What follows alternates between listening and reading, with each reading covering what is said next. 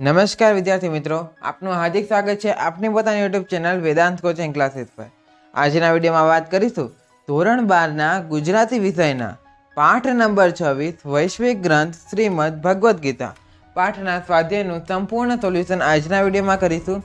Video પસંદ આવે તો લાઈક જરૂરથી કરજો અને જો ચેનલ પર નવા હો તો ચેનલને સબસ્ક્રાઈબ જરૂરથી કરજો અને જો હજુ સુધી આપણી સોશિયલ મીડિયા સાઇટ્સને ફોલો ન કર્યા હોય તો લિંક તમને ડિસ્ક્રિપ્શન બોક્સમાં આપેલી છે, ત્યાંથી જઈને તમે આપણી સોશિયલ મીડિયા સાઇટ્સ જેમ કે વોટ્સએપ, ટેલિગ્રામ, ઇન્સ્ટાગ્રામ બધાને ફોલો કરી શકો છો। તો ચાલો વિડીયોની શરૂઆત કરીએ। પ્રશ્ન નંબર 1, નીચેના પ્રશ્નોના એક એક વાક્યમાં ઉત્તર લખો। પહેલો પ્રશ્ન, સૌમાં પ્રિય બનવા ગીતા શો સિદ્ધાંત જણાવે છે? જવાબમાં તમારે આવશે સૌમાં પ્રિય બનવા ગીતા વાસુદેવઃ સર્વમ ઇતિ સિદ્ધાંત જણાવે છે। બીજો ક્વેશ્ચન, પરમ શાંતિ સી રીતે પ્રાપ્ત કરી શકાય? જવાબમાં તમારે આવશે સંપૂર્ણ રીતે કૃષ્ણની ભક્તિમાં સ્થિત રહે છે તે પરમ શાંતિ પ્રાપ્ત કરે છે અથવા કૃષ્ણની ભક્તિથી પરમ શાંતિ પ્રાપ્ત કરી શકાય છે। ત્રીજો ક્વેશ્ચન, કયા પ્રકારના મનુષ્યો અતિ દુર્લભ છે? જવાબમાં તમારે આવશે સર્વ કંઈ વાસુદેવ રૂપ છે એવું જ્ઞાન જેનું પરિપક્વ થયું છે એવા મનુષ્યો અતિ દુર્લભ છે। ચોથો ક્વેશ્ચન, ગીતામાંથી કયા કયા ગુણો આપણને પ્રાપ્ત થાય છે? જવાબમાં આવશે ગીતામાંથી આપણને નિર્ભયતા, સાત્વિકતા, સંયમ, સદાચાર, પરોપકાર, અંતઃકરણની પૂર્ણ નિર્મળતા અને અનેકતામાં એકતાની વૃત્તિ જેવા ગુણો પ્રાપ્ત થાય છે। પાંચમો ક્વેશ્ચન, સર્વ જીવોનું સનાતન બીજ કોણ છે? તો શ્રીમદ ભગવદ્ ગીતા। છઠ્ઠો ક્વેશ્ચન, કેવા મહાપુરુષ અતિ દુર્લભ છે? જવાબમાં તમારે આવશે સર્વ કંઈ વાસુદેવ રૂપ છે એવું જ્ઞાન જેનું પરિપક્વ થયું છે એવા મનુષ્યને મારી એટલે કે કૃષ્ણની પ્રાપ્તિ થાય છે અને એવા મહાપુરુષ દુર્લભ છે। સાતમો ક્વેશ્ચન, જીવનનો વાસ્તવિક ઉદ્દેશ શું છે? જવાબમાં તમારે આવશે જીવનનો વાસ્તવિક ઉદ્દેશ કલ્યાણકારી વિચારોથી સમૃદ્ધ થઈને આધિ ભૌતિક, આધિ વૈદિક તેમજ આધ્યાત્મિક દુઃખોમાંથી મુક્તિ મેળવવાનો છે। પ્રશ્ન નંબર 2, નીચેના પ્રશ્નોના 2-3 વાક્યોમાં ઉત્તર લખો। પહેલો પ્રશ્ન, ઈશ્વર એક જ છે તેમ શાથી કહી શકાય?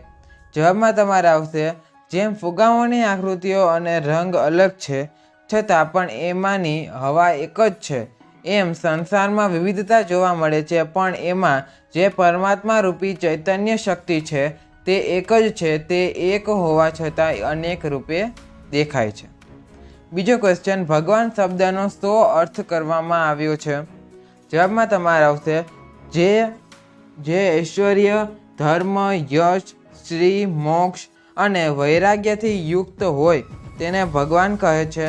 જાતિ, મત, પંથ, સંપ્રદાય પોતપોતાની રીતે જેને સંબોધન કરે છે કે એની આરાધના કરે છે તે ચૈતન્ય ભગવાન એક જ છે। ત્રીજો પ્રશ્ન, ગીતામાં બંને પક્ષકારો યુદ્ધનો શો હેતુ જુએ છે? જવાબમાં તમારે આવશે યુદ્ધમાં પાંડવો અને કૌરવો એમ 2 પક્ષકારો છે, બંનેની સેનાઓ સામે સામે છે। કૌરવોનો જ્યેષ્ઠ દુર્યોધને રાજસત્તા પામવાની ઈચ્છા છે, એ કહે છે કે મારા બધા જ યોદ્ધાઓ એ માટે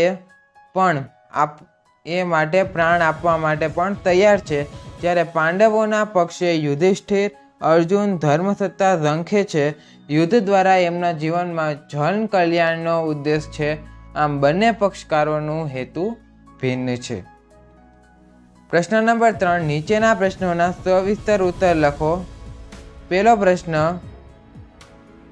ઈશ્વર એક જ છે અને સર્વવ્યાપી છે તે નિબંધના આધારે સ્પષ્ટ કરો। જવાબમાં તમારે આવશે એકો સત્ય વિપ્રાહ બહુધા વદંતી, એક જ સત્યને જ્ઞાનીઓએ જુદી જુદી સ્વરૂપે આલેખ્યું છે।